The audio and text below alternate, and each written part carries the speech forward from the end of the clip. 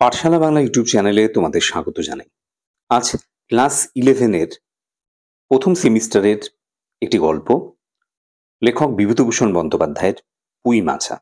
এই গল্পটি নিয়ে আজ আমি বিস্তারিত তোমাদের সঙ্গে এই ভিডিওতে আলোচনা করব। বাংলা সাহিত্যের প্রবাদ প্রতিম সাহিত্যিক বিভূতিভূষণ বন্দ্যোপাধ্যায়, তার একাধিক ছোট গল্প এবং উপন্যাস রয়েছে। বাংলা সাহিত্যের যে 3 বন্দ্যোপাধ্যায় রয়েছেন তার অন্যতম এই বিভূতিভূষণ বন্দ্যোপাধ্যায়। এখানে তোমাদের জন্য আমি একটা প্রশ্ন রাখছি, বাংলা সাহিত্যের যে 3 বন্দ্যোপাধ্যায়কে আমরা চিনি তার অন্যতম বিভূতিভূষণ বন্দ্যোপাধ্যায়, বাকি 2 বন্দ্যোপাধ্যায় কে কে? সেই দুজনের নাম তোমরা কমেন্ট সেকশনে অবশ্যই জানিও।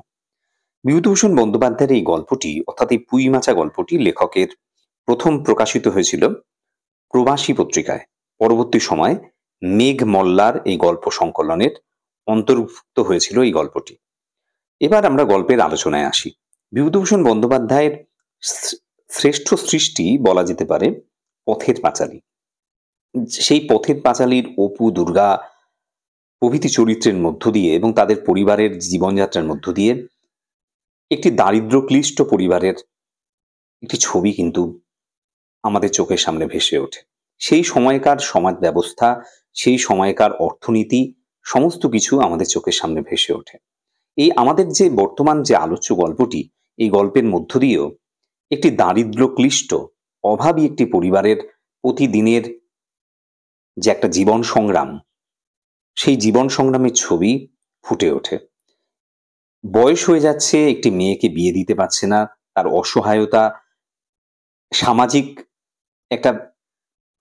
একটা পরিস্থিতির ছবি, সমাজের একটি কুপ্রথা, পণ প্রথা বা যৌতুক, সেই ব্যবস্থার প্রতিও কিন্তু লেখক এই গল্পের মাধ্যমে আমাদেরকে সেই সময়কার একটি ব্যবস্থার প্রতি বা সেই সময়কার সামগ্রিক একটা চিত্র কিন্তু তুলে ধরেছেন এই গল্পের মধ্য দিয়ে। এই গল্পের অন্যতম চরিত্র খেন্তিকে কেন্দ্র করে গল্পটি কিন্তু আবর্তিত হয়েছে এবং এই গল্পের নামকরণের মধ্য দিয়েও খেন্তির জীবনের ছবি কিন্তু ফুটে উঠেছে। আমরা গল্পের শেষে সেটা পাবো। গল্পের নাম কেন? পুঁই মাছা। একটা পুঁই গাছ, নিতান্তই একটি নিরীহ গাছ, অনাদরে অবহেলায় এই গাছটা বেড়ে ওঠে গ্রাম বাংলার বিভিন্ন জায়গায়। সেই গাছটাকে কেন্দ্র করেই কেন গল্পের নামকরণ হলো, সেটাও আমরা দেখব গল্পের শেষে।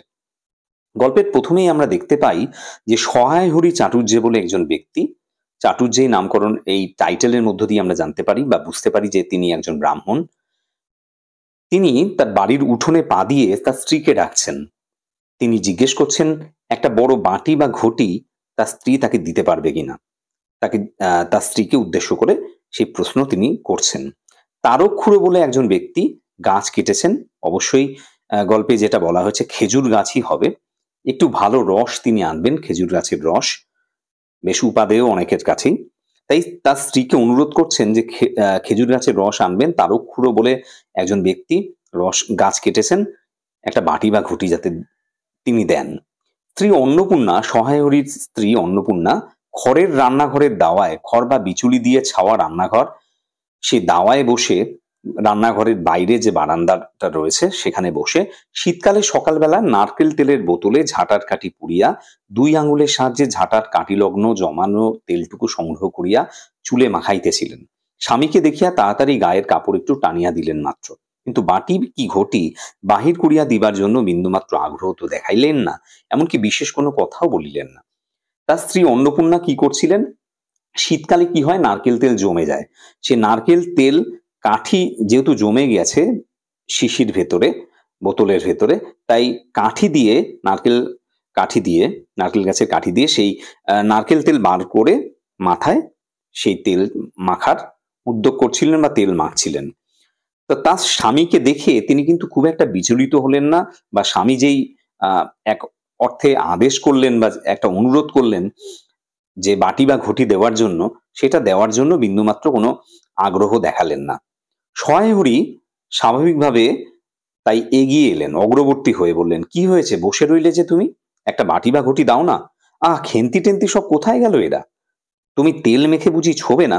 অর্থাৎ খেন্তি টেন্তি যাদের উদ্দেশ্যে কথা বলা হচ্ছে তারা হলো সহায় হরি এবং অন্নপূর্ণার কন্যা, তাদের ৩ কন্যা, খেন্তি এবং অন্যান্য কন্যাকে উদ্দেশ্য করে সহায় হরি বলছে যে তারা কোথায়।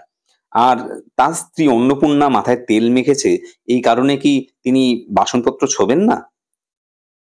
এটা জিজ্ঞেস করলেন। অন্নপূর্ণা তেলের বোতলটি সরিয়ে স্বামীর দিকে খানিকক্ষণ চেয়ে রইলেন, পরে অত্যন্ত শান্ত সুরে জিজ্ঞাসা করলেন, তুমি মনে মনে কি ঠাউরেছ বলতে পারো? তুমি মনে মনে কি ভেবেছো একটু বলতে পারো?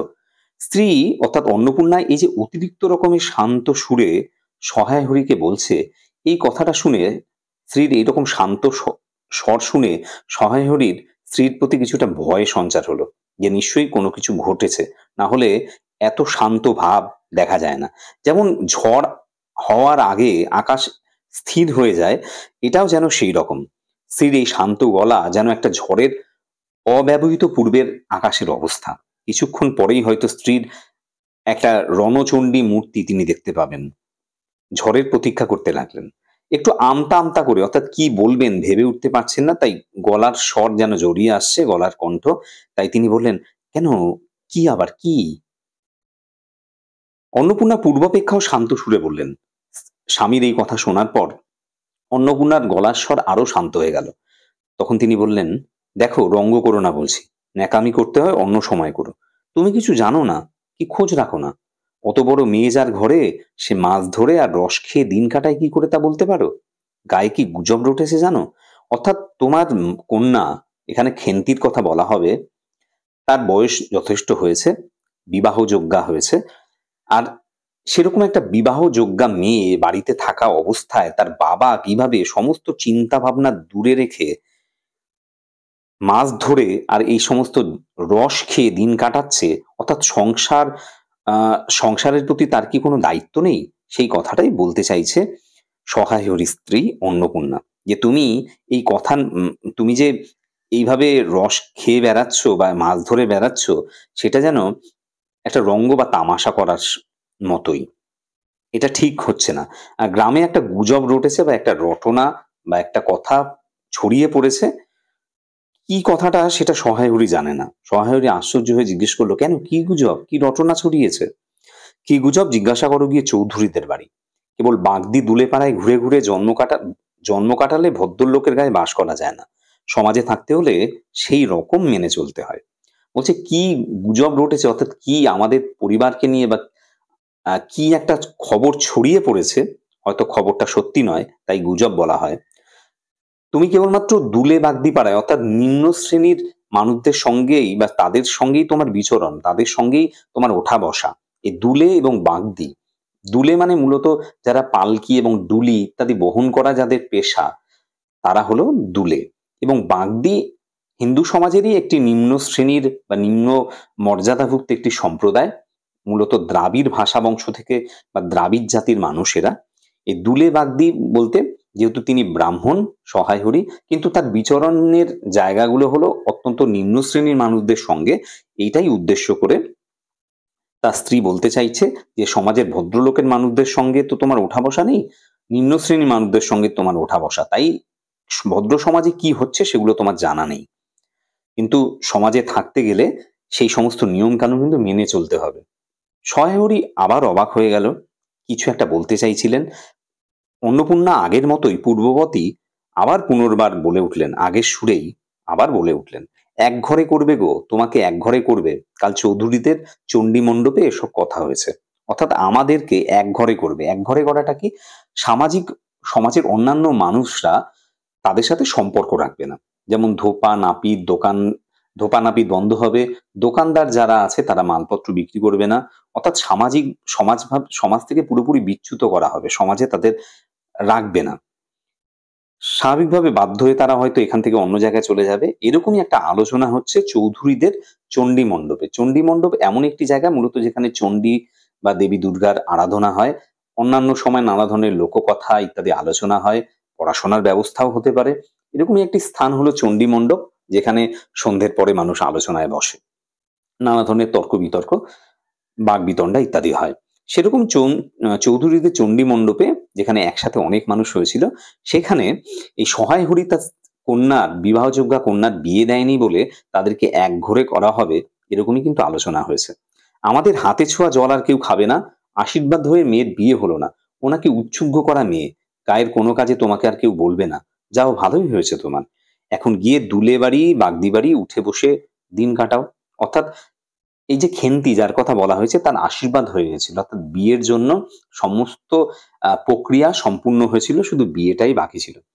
কিন্তু তারপরেও তাকে বিয়ে দেওয়া হয়নি। তার একটা কারণ আছে গল্পের একটা অংশে, সেটা আমরা জানবো। যেহেতু আশীর্বাদ হয়ে গেছে, তাই তাকে যেন উৎসর্গ করা হয়েছে, অর্থাৎ উৎসর্গ করা হয়েছে বিবাহ নামক এই প্রথায়, বা বিবাহ নামক এই, এটি একটা অনুষ্ঠান, সেখানে তাকে উৎসর্গ করা হয়েছে।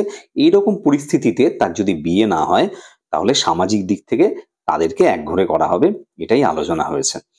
এবং এই সমস্ত আলোচনার মধ্যে কিন্তু সহায়হরি একদমই নেই। সহায়হরি এই সমস্ত বিন্দু বিসর্গ কিছুই জানে না। অর্থাৎ সে এই পরিবারে থাকলেও বা এই সমাজ সংসারে থাকলেও এ থেকে সম্পূর্ণভাবে সে উদাসীন, এটাই কিন্তু বলা হচ্ছে। অন্যদিকে সমাজ সংসারে থেকে সম্পূর্ণভাবে জড়িয়ে আছে তার স্ত্রী অন্নপূর্ণা। এই সমস্ত কিছু থেকে তিনি উদাসীন থাকতে পারেন না, কারণ তার বিবাহযোগ্য একটা কন্যা আছে। সমাজের সমস্ত কিছু তার গায়ে লাগে। সেই জন্য তিনি বলছেন যে তুমি উদাসীন থাকতে পারো, থাকো, কিন্তু আমি থাকতে পারি না। সহায়হরি তাচ্ছিল্যের ভাব প্রকাশ করিয়া বলিলেন, এই আমি বলি না জানি কি ব্যাপার, এক ঘরে সবাই এক ঘরে করেছেন, এবার বাকি আছেন কালীময় ঠাকুর। ওহ, বলছে সহায়হরি এই বিষয়টাকে একদমই গুরুত্ব দিতে রাজি নয়, যে এক ঘরে করেছে, কিভাবে এক ঘরে করে আমি দেখব। তা সবাই আমাদের এক ঘরে করেছে, আর কালীময় ঠাকুর অর্থাৎ চৌধুরী যার কথা বলা হয়েছে, তাকে উদ্দেশ্য করে বলা হচ্ছে যে তিনি বা তারা এখন ভেবেছেন আমাকে এক ঘরে করবেন। আচ্ছা, এই ব্যাপার। অন্নপূর্ণা তার স্বামী যে পুরোপুরি বিষয়টাকে তাচ্ছিল্যভাবে উড়িয়ে দিল, তার জন্য তেলে বেগুনে জ্বলে উঠলেন। তেলের মধ্যে বেগুন ফেললে যেমন আওয়াজ হয়, সেরকম ভাবে, অর্থাৎ প্রচন্ড ভাবে তিনি রেগে গেলেন। কেন, তোমাকে এক ঘরে করতে বেশি কিছু লাগে? তুমি কি সমাজের মাথা, না একজন মাতব্বর লোক? তুমি কি সমাজের কোনো গণ্যমান্য ব্যক্তি, বা বড় একজন মাথা বা মাতব্বর? মাতব্বর বলতে কিন্তু সেটাই বোঝায়, গণ্যমান্য ব্যক্তিকে বোঝায়। চাল নেই, চুলো নেই, অর্থাৎ কোনো কিছু সহায় সম্বল কিছু নেই তোমার, এক করার মুরদ নেই, অর্থাৎ এক করা বা এক করি বা সামান্য অংশ টাকার একটা সামান্য অংশ, অর্থাৎ কোনো ক্ষমতা তোমার নেই, তোমাকে এক ঘরে করবে না? এক ঘরে করা কি তো খুব একটা কঠিন কাজ? আর সত্যি তো, এদিকে ধাড়ি মেয়ে হয়ে উঠলো, আর তোমার এদিকে তো মেয়ে বেশ বড় হয়ে উঠেছে, ধাড়ি মেয়ে অর্থাৎ বিবাহযোগ্যা মেয়ে। হঠাৎ স্বর নামাইয়া বলিলেন, হলো যে 15 বছরের, বাইরে কমিয়ে বলে বেড়ালে কি হবে? লোকের চোখ নেই? তোমার মেয়ের বয়স তো 15 হয়ে গেছে, বাইরে তো তুমি বলে বেড়াও যে তোমার 12-13 বছর বয়সী মেয়ে, কিন্তু লোক তো বুঝতেই পারছে যে বিবাহযোগ্যা হয়ে গেছে তোমার মেয়ের। এখন যদি বিয়ে না দাও সমাজে, তাহলে তো এই ধরনের কথা হবেই। যেহেতু সেই সময়ে অল্প বয়সী মেয়েদের বিয়ে হয়ে যেত, বাল্যবিবাহ ছিল, তা সেই জায়গায় 14 বছর মানে অনেক বেশি আর কি। পুনরায় গলা উঠাইয়া বলিলেন, না বিয়ে দেবার গা না কিছু, আমি কি যাব পাত্র ঠিক করতে? তুমি পুরুষ মানুষ, সেই সেই অর্থে পুরুষ মানুষেরই এই সমস্ত কাজকর্ম, বা তারাই এই ধরনের কাজগুলো করে, বিবাহযোগ্যা মেয়ের পাত্র ঠিক করে। সেক্ষেত্রে তিনি একজন নারী হয়ে কি এই ধরনের কাজ করবেন? তার স্বামীর কি কোনো দায়িত্ব নেই? স্বামীকে সেই দায়িত্বটাকে মনে করিয়ে দিলেন। সশরীরে যতক্ষণ স্ত্রী সম্মুখে বর্তমান থাকিবেন, স্ত্রীর গলার সুর ততক্ষণ কমিবার কোনো সম্ভাবনা নাই বুঝিয়া সহায়হরি দাওয়া হইতে তাড়াতাড়ি একটা কাঁসার বাটি উঠাইয়া লইয়া খিড়কি দুয়ার লক্ষ্য করিয়া যাত্রা করিলেন। কিন্তু খিড়কি দুয়ারে একটু এদিকে কি দেখিয়া হঠাৎ থামিয়া গেলেন, এবং আনন্দপূর্ণ স্বরে বলিয়া উঠিলেন, এসব কি রে খেন্তিমা, এসব কোথা থেকে আনলি? ও, এ যে। যতক্ষণ বাড়িতে থাকবেন ততক্ষণ সহায়রী বুঝলেন যে তার স্ত্রীর এই আওয়াজ কিন্তু কমবে না, এবং ঝগড়া বিবাদ এটা কিন্তু হতেই থাকবে। তাই তিনি দাওয়া থেকে একটা কাঁসার বাটি নিয়ে খিড়কি দুয়ার, অর্থাৎ বাড়ির পেছনের দিকে যে দরজা, সেই দরজার উদ্দেশ্যে রওনা দিলেন, অর্থাৎ সেই দরজা দিয়ে বেরিয়ে যাবেন। কিন্তু সেখানে গিয়ে থেমে থেমে গেলেন, এবং তার গলার স্বর তখন আনন্দপূর্ণ হয়ে উঠল। দেখলেন তার মেয়েকে, খেন্তি, এবং সে কোনো একটা জিনিস এনেছে বা কোনো জিনিস এনেছে, তা দেখেই তার আনন্দ হলো। 14-15 বছরের একটি মেয়ে আর দুটি ছোট ছোট মেয়ে পিছনে লইয়া বাড়ি ঢুকিল। তাহার হাতে এক বোঝা পুঁই শাক, ডাঁটাগুলি মোটা ও হলদে। হলদে চেহারা দেখিয়া মনে হয় কাহারা পাকা পুঁই গাছ উপড়াইয়া ফেলিয়া উঠানে জঙ্গল তুলিয়া দিতেছিল। মেয়েটি তাহাদের উঠানের জঞ্জাল প্রাণপণে তুলিয়া আনিয়াছে। ছোট মেয়ে দুটির মধ্যে একজনের হাত খালি, অপরটির হাতে গোটা 2-3 পাকা পুঁই পাতা জড়ানো কোনো দ্রব্য। কি বলা হয়েছে? 14-15 বছরের একটি মেয়ে, অর্থাৎ খেন্তিকে উদ্দেশ্য করে বলা হচ্ছে। এবং তার আরো দুটো ছোট বোন আছে। এই তিনজনে মিলে তাদের হাতে কি রয়েছে, পুঁই শাক, ডাঁটাগুলো বেশ মোটা, অর্থাৎ বেশ বড় হয়ে গেছে, ডাঁটাগুলো হলদে হয়ে গেছে, এবং কেউ হয়তো তুলে ফেলছিল যেহেতু বুড়ো হয়ে গেছে ডাঁটা, এবং সেই ডাঁটাগুলোই তারা নিয়ে এসছে। কারোর কাছে যেগুলো জঞ্জাল সেগুলোই তাদের কাছে উপাদেয় বস্তু হবে, সেগুলোই তারা রান্না করে খাবে। যেহেতু খুব আহ দরিদ্র তারা, সেই দরিদ্র মানুষদের একটি চিত্র কিন্তু এই গল্পের এই অংশে ফুটে উঠেছে। ছোট মেয়ে ছোট মেয়ে দুটির মধ্যে একজনের হাতে কিছুই নেই, আরেকজনের হাতে পুঁই পাতা জড়ানো কোনো একটা জিনিস রয়েছে। বড় মেয়েটি খুব লম্বা, গোলগাল চেহারা, মাথার চুলগুলো কালো কৃষ্ণ এবং অগোছালো, বাতাসে সেই চুলগুলো উঠছে। মুখটা বেশ বড়, খুব বড়, চোখ দুটো বেশ টানা টানা ডাগর ডাগর বলা হয়েছে এবং শান্ত। সরু সরু কাঁচের চুড়িগুলো 2 পয়সা ডজনের একটা সেফটি পিন দিয়া একত্র করিয়া আটকানো। কাঁচের চুড়ি তার হাতে রয়েছে, সেফটি পিন দিয়ে সেগুলো আটকানো রয়েছে। পিনটির বয়স খুঁজিতে যাইলে প্রাগৈতিহাসিক যুগে গিয়া পড়িতে হয়। যে পিনটি বা অর্থাৎ যে সেফটি পিন দিয়ে চুলগুলো আহ আহ চুড়িগুলো আটকানো রয়েছে সেটি অনেক দিনের পুরনো।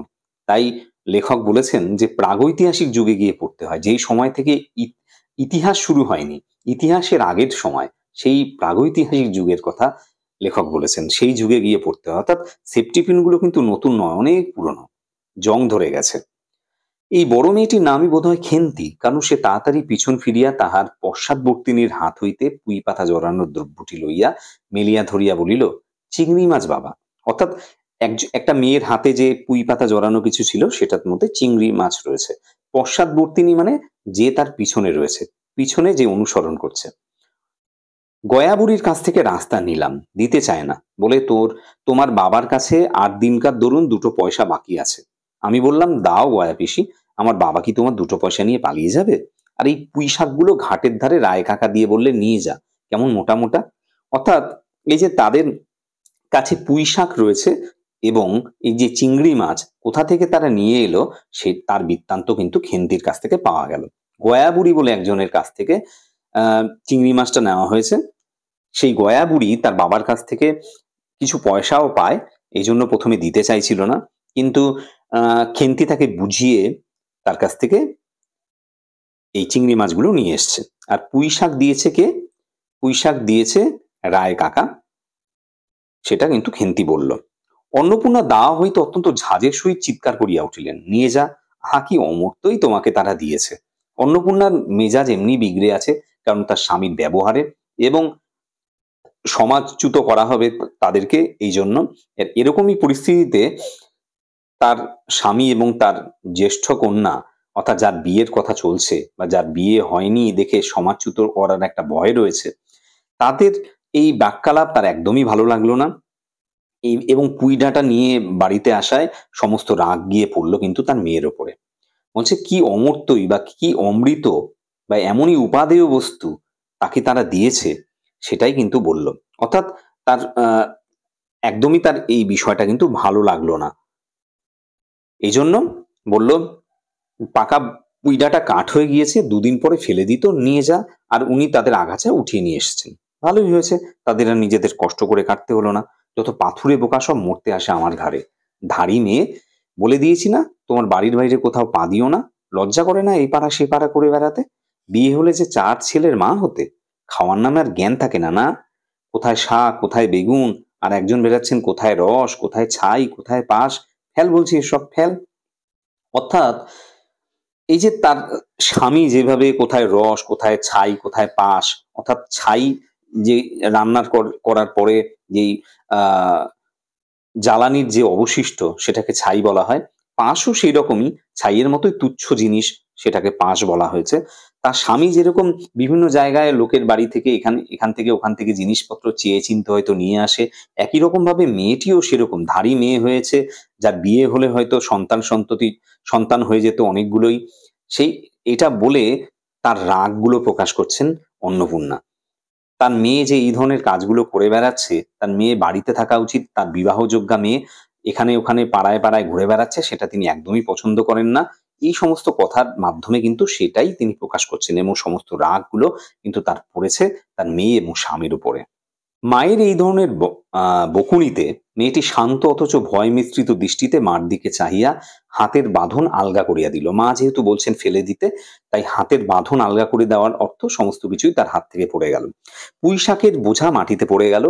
অন্নপূর্ণা বকিয়া চলিলেন, যা তো রাধি, ও আপদগুলো টেনে খিড়কির পুকুরের ধারে ফেলে দিয়ে আয় তো। ফের যদি বাড়ির বার হতে দেখেছি, তবে ঠ্যাং খোড়া না করিত। অর্থাৎ তারা অন্য একটা মেয়েকে আদেশ করলেন যে এই সমস্ত কিছু খিড়কির পুকুরে, অর্থাৎ বাড়ির পেছন দিকে একটা পুকুর আছে, সেই পুকুরে ফেলে দিয়ে আসতে। আর তাকে, অর্থাৎ খেন্তিকে উদ্দেশ্য করে বললেন যে এরপরে যদি সে আর বাড়ির বাইরে যায়, তাহলে তার পা কিন্তু ভেঙে দেওয়া হবে। বোঝা মাটিতে পড়িয়া গিয়াছিল। ছোট্ট মেয়েটি কলের পুতুলের মতো সেগুলি তুলিয়া লইয়া খিড়কি অভিমুখে চলিল।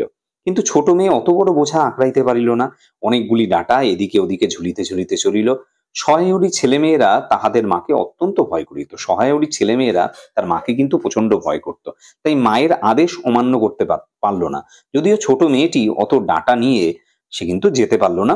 যাওয়ার পথেই রাস্তায় সেগুলো পড়তে পড়তে গেল। সহায়রী তার স্ত্রীকে কি বলবে, কিছুই বলার সাহস তার নেই। আমতা আমতা করে বলল, তা এনেছে ছেলে মানুষ খাবে বলে, তুমি আবার বরং। পুঁইশাকের বোঝা লইয়া যাইতে যাইতে ছোট মেয়েটি ফিরিয়া দাঁড়াইয়া মার মুখের দিকে চাইল। বাবা মাকে বোঝানোর চেষ্টা করছে। সেই রকম পরিস্থিতিতে ছোট্ট মেয়েটির মনের মধ্যে কিঞ্চিত আশার সঞ্চার হয়েছে যে বাবা যদি মাকে বুঝিয়ে ফেলে, তাহলে হয়তো মা বলবে যে ফেলে দিতে হবে না। এই জন্যই সে দাঁড়িয়ে মার মুখভঙ্গি দেখার চেষ্টা করছে। অন্নপূর্ণা তার দিকে চাইয়া বললেন, না না, নিয়ে যা, খেতে হবে না। মেয়ে মানুষের আবার অত নোলা কিসের, অত লোভ কিসের, বা অত খাবারের লোভ, সেটাকেই নোলা বলা হয়েছে। লোভ বা লালসা বা জিহ্বা, এই প্রসঙ্গে নোলা বলা হয়েছে। যে কেন এত খাবার, এত লোভ কিসের, ফেলে দিয়ে আয়। মেয়ে মানুষের আবার অত নোলা কিসের, এক পাড়া থেকে আরেক পাড়ায় নিয়ে আসবে দুটো পাকা পুঁই শাক ভিক্ষে করে। যা যা, তুই যা, দূর করে বনে দিয়ে আয়। সহায়রী বড় মেয়ের মুখের দিকে চাইয়া দেখিলেন, তার চোখ দুটা জলে ভরিয়া আসিয়াছে। সে একটা জিনিস খাবে বলে ভেবে নিয়ে এসেছিল, সেটা আর খেতে পারবে না। এই জন্য সমস্ত দুঃখ কষ্টের অভিব্যক্তি তার দুটো জল ভরা চোখ দেখেই বোঝা যাচ্ছে। তার মনে বড় কষ্ট হইল। বাবার মনে কষ্ট হলো, যেহেতু মেয়েরা পছন্দ করে এনেছে। কিন্তু মেয়ের যতই স্বাদের জিনিস হোক, পুঁই শাকের পক্ষাবলম্বন করিয়া দুপুরবেলা স্ত্রীকে চটাইতে তিনি আদৌ সাহসী হইলেন না। যে পুঁই শাকের পক্ষে দাঁড়িয়ে, তার মেয়েদের পক্ষে দাঁড়িয়ে স্ত্রীর সাথে আরো গোলযোগ, আরো ঝামেলা করতে তার ইচ্ছে হলো না। নিঃশব্দে খিড়কি দৌড় দিয়া বাহির হইয়া গেলেন। বসিয়া রাঁধিতে রাঁধিতে বড় মেয়ের মুখের কাতর দৃষ্টি স্মরণে পড়িবার সঙ্গে সঙ্গে অন্নপূর্ণার মনে পড়িল, গত অরন্ধনের পূর্বদিন বাড়িতে পুঁই শাক রান্নার সময় খেন্তি আবদার করিয়া বলিয়াছিল, মা, অর্ধেকগুলো কিন্তু একা আমার, অর্ধেক সব মিলে তোমাদের। যখন অন্নপূর্ণাও এই যে কাণ্ড করলেন, এই যে বকলেন, তাদের তিরস্কার করলেন, কিন্তু তার মনের মধ্যেও একটা দুঃখ বোধ হতে লাগলো।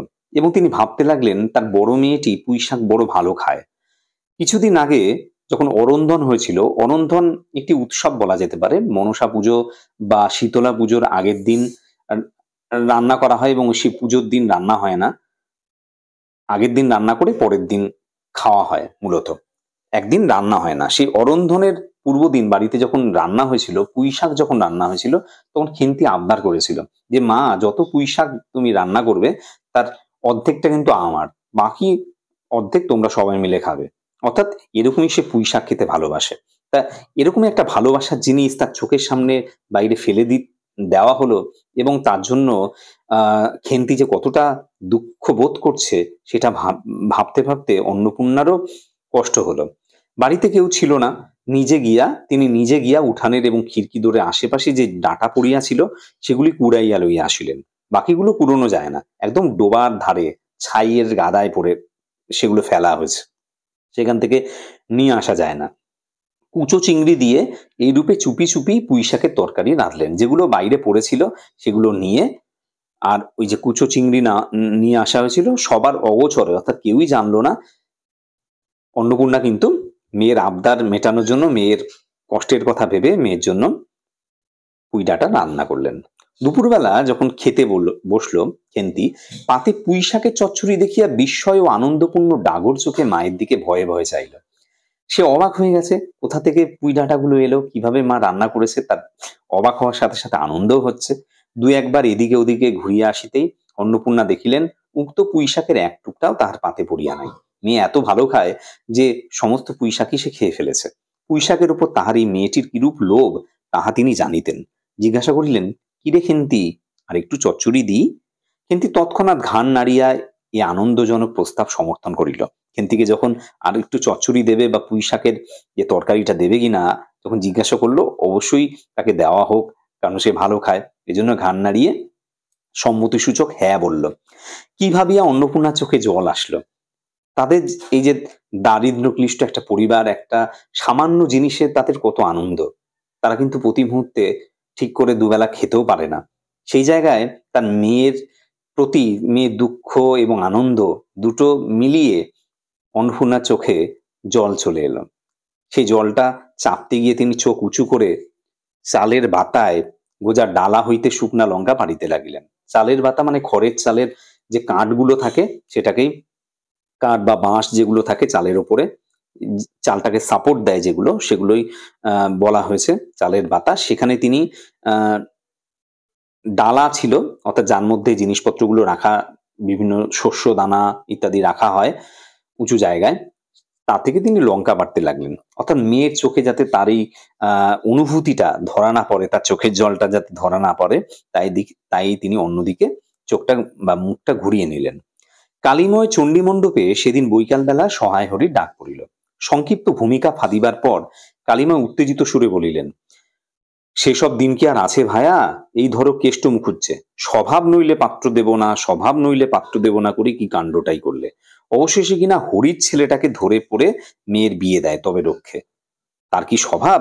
রাম বলো, 6-7 পুরুষ ভঙ্গ, পচা ক্ষত্রিয়। কালীময় চণ্ডীমণ্ডপে সেদিন সহায় হরির ডাক পড়ল। অর্থাৎ সহায় হরির এই বিষয়টা, তার মেয়েকে যে বিয়ে দিচ্ছে না, এই বিষয়টা নিয়ে আলোচনা করা হবে।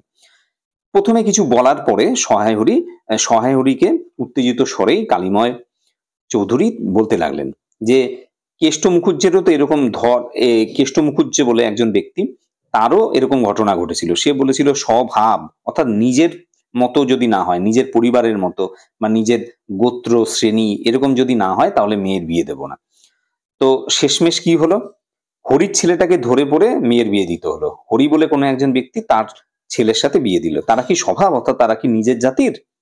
রাম বলো, অর্থাৎ রাম বলো শব্দের মাধ্যমে বলা হচ্ছে যে একটা নেগেটিভ অর্থেই এই কথাটা ব্যবহার করা হয়েছে, যে তারা 6-7 পুরুষ ভঙ্গ, তাদের 6-7 প্রজন্ম ধরে বা 6-7 জেনারেশন একদমই তারা খারাপ, পচা ক্ষত্রিয়, অকুলীন ব্রাহ্মণ। তারা কুলীন ব্রাহ্মণও নয়। কুলীন ব্রাহ্মণ কারা? সমাজে বল্লাল সেনের সময়, অর্থাৎ সেন বংশে বাংলায় এই কৌলিন্য প্রথা চালু হয়েছিল। যারা উচ্চগোত্রীয় ব্রাহ্মণ তারাই হলো কুলীন আর কি। সেই উচ্চগোত্রীয় ব্রাহ্মণ নয়, তারা পচা ক্ষত্রিয়, তারা অকুলীন ব্রাহ্মণ, তারা কুলীন ব্রাহ্মণ নয়, এই অর্থে ব্যবহার করা হয়েছে। অর্থাৎ মেয়ের যখন পাত্র পাওয়া যাচ্ছে না, তখন তারা বাধ্য হয়ে, এই কেষ্টমুখুজ্জে বাধ্য হয়ে নিজের জাতি বা নিজের স্বজাতির সাথে বিয়ে দিতে পারেনি, অন্য এমন বিয়ে দিয়েছে, তাতে কি হয়েছে? তা তুমি কেন বিয়ে দিচ্ছ না? পরে সুর নরম করিয়া বলিলেন, তা সমাজের সেসব শাসনের দিন কি আছে? আগের মতো কি দিন আছে? দিন দিন চলে যাচ্ছে, বেশি দূর যাই কেন? এই যে তোমার মেয়েটি 13 বছরের, অর্থাৎ সেই দিন তো এখন নেই। এখন নিজের জাতির ছেলে হয়তো পাওয়া যায় না। তো তোমার মেয়ের তো 13 বছরের বয়স হয়ে গেল। সহায়হরি বাধা দিয়ে বলিতে গেলেন, এই শ্রাবণে 13, অর্থাৎ এখনো 13 হয়নি, অর্থাৎ মেয়ের বয়স কমিয়ে দেওয়ার চেষ্টা করছেন। আহা, 13 আর 16 তফাৎ কিসের শুনি? 13 আর 16 তফাৎটা কিসের? সে 13 হোক, চাই 16 হোক, চাই 50 হোক, তাতে আমাদের দরকার নেই। সে তোমার হিসেব তোমার কাছে, তুমি তোমার মেয়ের হিসেব রাখো। কিন্তু পাত্রর আশীর্বাদ হয়ে গেল, তুমি বেঁকে বসলে কি জন্য শুনি? পাত্র তো আশীর্বাদ হয়ে গেছে, তুমি কেন বিয়ে দিচ্ছ না? ও তো একরকম উৎসুগ্য করা মেয়ে। আশীর্বাদ হওয়া বা বিয়ে হওয়া, আশীর্বাদ হওয়া যা, বিয়ে হওয়া তা। 7 পাকের যা বাকি, 7 পাক যে বিয়ের যে শেষ রিচুয়াল যেটা বা শেষ যে অংশটা রয়েছে, সেটাই কেবলমাত্র বাকি। এই তো সমাজে বসে এইসব কাজগুলো তুমি যে করবে আর আমরা বসে বসে দেখবো, এ তুমি মনে ভেবো না। সমাজ যে, আমরাও তো আছি সমাজের গণ্যমান্য ব্যক্তি, তুমি যা খুশি করে বেড়াবে, তাহলে সমাজ বলে তো কিছু থাকে না। সমাজের বামুনদের যদি জাত মারবার ইচ্ছে না থাকে, মেয়ের বিয়ের বন্দোবস্ত করে ফেলো। পাত্তর রাজপুত্র না হলে পাত্তর মেলে না। গরিব মানুষ দিতে ধুতে পারবে না বলেই শ্রীমন্ত মজুমদারের ছেলেকে ঠিক করে দিলাম। লেখাপড়া নাই বা জানলো, জজ ম্যাজিস্ট্রেট না হলে কি মানুষ হয় না? দিব্যি বাড়ি, বাগান, পুকুর, শুনলাম এবার নাকি 20 জমিতে 4টি আমন ধানও করেছে। ব্যাস, রাজার হাল। 2 ভাইয়ের অভাব কি? অর্থাৎ শ্রীমন্ত মজুমদার বলে কোনো একজন ভদ্রলোকের ছেলের সাথে এই যে কালীময় চৌধুরী তিনি একটা বিয়ের সম্বন্ধ করে দিয়েছিলেন সহায় হরির মেয়ের। তো সেই জায়গায় আশীর্বাদ হয়ে গেছে, কিন্তু সহায় হরি বেঁকে বসেছে, সেখানে তাকে বিয়ে দেবে না। তা এইরকম পরিস্থিতি যদি বিয়ে না দেয়, আশীর্বাদ হয়ে গেছে, তাহলে সামাজিক দিক থেকে তাদেরকে কিন্তু সমাজচ্যুত করা হবে, এরকমই একটা কিন্তু ভয় দেখানো হলো। আর তার ছেলের বা তাদের বাড়ির পরিস্থিতি অর্থাৎ সীমন্ত মজুমদারের 2 ছেলে, তাদের বাড়ির পরিস্থিতি কিন্তু খুবই ভালো। তাদের বেশ বাড়ি, বাগান, পুকুর সমস্ত কিছুই আছে। একটা জমিও তারা নিয়েছে, সেখানে আমন ধানের চাষ করা হবে। তাদের রাজার হাল, কোনো অভাব নেই। আর সেই জায়গায় দাঁড়িয়ে জজ বা বিচারক এবং ম্যাজিস্ট্রার বা সেই ক্ষেত্রেও বিচারপতি, ম্যাজিস্ট্রেট বলা হয়েছে, সেটাকে ম্যাজিস্ট্রার বলা হয়েছে। মূলত ফৌজদারি অপরাধের বিচার যিনি করেন তাকে ম্যাজিস্ট্রেট বলা হয়। তো এরকম উচ্চ পর্যায়ের যদি পাত্র না পাও তাহলে কি বিয়ে দেবে না? অর্থাৎ কিছুটা ব্যঙ্গ রয়েছে এই কথার মধ্য দিয়ে। ইতিহাসটা হইতেছে এই যে মুনিগা বলে একটি গ্রামের জমিদার উক্ত মজুমদার মহাশয়ের পুত্রটি কালীময় ঠিক করে দিয়েছিলেন। কেন কালীময় মাথা ব্যথা করে সহায় হরির মেয়ের বিয়ে সম্বন্ধ মজুমদার মহাশয়ের ছেলের সাথে ঠিক করতে গেলেন, তাহার কারণ নির্দেশ করিতে যাইয়া কেউ কেউ বলেন যে কালীময় নাকি মজুমদার মহাশয়ের কাছে অনেক টাকা ধারেন, অনেক দিনের সুদ পর্যন্ত বাকি, শীঘ্র নালিশ হইবে ইত্যাদি। অর্থাৎ কালীময়ের কেন সহায় হরির মেয়ের বিয়ে ঠিক করতে গেলেন? এই ক্ষেত্রে অনেকে বলে যে এই মজুমদার মহাশয়ের কাছে নাকি কালীময়ের অনেক ধার আছে, তাই তার ছেলের বিয়ে ঠিকঠাক হচ্ছে না দেখে সহায় হরির মেয়ের সাথে তার বিয়ে দিয়ে তিনি এই দায়িত্ব থেকে, অর্থাৎ তার যে ধার দেনা রয়েছে এর থেকে কিছুটা মুক্ত হতে পারবেন, একটা সম্পর্ক স্থাপন করতে পারবেন। না হলে শীঘ্রই এই কালীময়ের নামে নালিশ হবে এবং কোর্ট কেস টেস হতে পারে আর কি। এইটা একটা গুজব হয়তো, কারণ সহায় হরির মেয়ের সাথে কালীময়ের একটা সম্বন্ধ করবেন এরকম ঠিক হতে পারে না বলে বেশিরভাগ লোকেরই মত, যদিও এটি গুজব বলে মনে হয়, কারণ সহায় হরির কালীময়ের এরকম পরিস্থিতি হয়নি। এই গুজব যে শুধু অবান্তর তা নয়, ইয়ার কোনো ভিত্তি আছে বলে মনে হয় না। ইয়া দুষ্ট পক্ষের রটনা মাত্র, দুষ্টু লোক বা খারাপ লোক এরকম একটা গুজব ছড়িয়েছে।